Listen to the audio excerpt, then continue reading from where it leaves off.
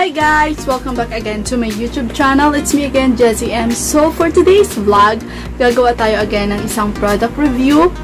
So since lagi nagba-brown out ngayon, lalong-lalo na dito sa province namin, and since nasunod-sunod yung bagyo na dumadating at laging nawawalan ng kuryente, kailangan natin ng isang portable or emergency light na pwede natin magamit in case na mawalan ng kuryente. So, eto na nga guys yung aking i-review ngayon. Ito ang portable solar energy lamp EJ35998. So, ayan.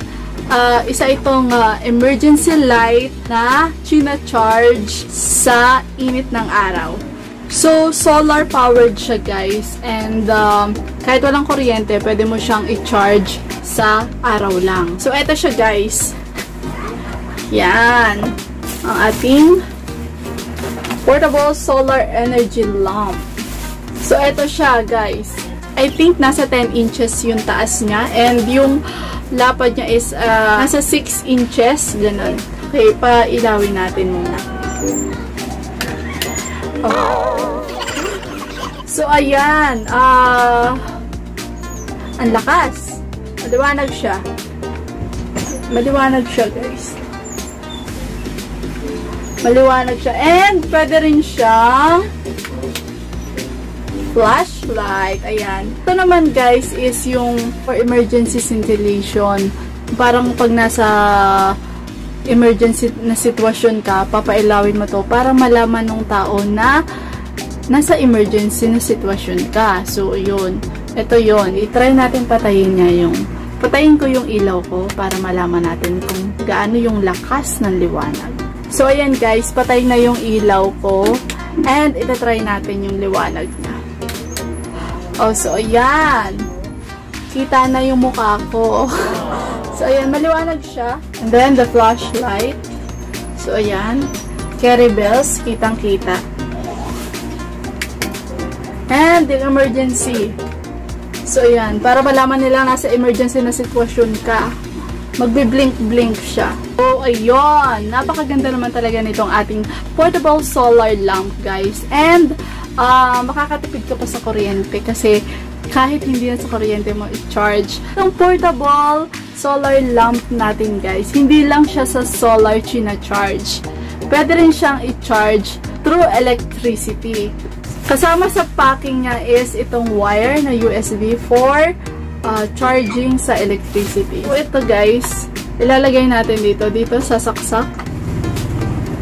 And itong USB, sasaksak natin dito guys. Kailangan natin ng ganito para maisaksak natin yung dulo ng USB. So, ayan. Para magkaroon siya ng plug. Kapag hindi pa siya naka-charge is wala yung ilaw na yun. Ipa-plug na natin. And, boom! Ayan. Ito yung indication na charging na ang ating solar power lamp sa electric. Hindi lang po siya sa solar china-charge, pwede rin siya sa electric. While ang pwede mong gawing source ng power nitong ating emergency solar power lamp. Ito naman guys, yung solar panel na ilalagay mo dun sa halimbawa sa init ng araw. Ito yung itatapat mo direct sa sunlight para mag-charge ang ating portable solar energy lamp. Yan, napakaganda. So, yan. Maliwanag siya. Maliwanag. So, magkano ko nga ba nabili guys itong ating portable solar energy lamp? So, mura lang po ito guys. And talaga namang worth it yung price. At sureness na malaking tulong to sa inyo in case na mawalan ng electricity. Guys, nabili ko tong solar power lamp natin worth 280 pesos. Yes, 280 pesos lang. Plus, nag-shipping fee ako ng 80 pesos. So, total of 360 pesos ang worth nitong ating portable solar energy lamp. But, yung 360 pesos mo na yon is very worth it. product naman po kasi talaga namang malaking tulong to. Lalo na kapag brown out at lalo na dito sa province namin talagang super dalas mag brown out. Kaya napakaganda at napakalaking tulong nito. So, yun lang guys. I hope nakatulong itong aking product review. In case na mapaisip kayo na bumili nitong item na to. So, I hope na nagustuhan ninyo itong aking video and product review. And if you are new to my channel, please don't forget to subscribe to my channel. Just click my subscribe button and don't forget my notification bell para always kayong notified sa mga susunod ko pang mga videos. So, ayun lang po. Thank you so much and thank you so much sa lahat ng sumusuporta sa akin at nanonood dito ng aking mga videos sa aking YouTube channel.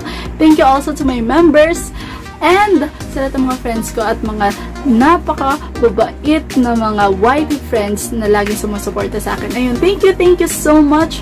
Jessie M signing off.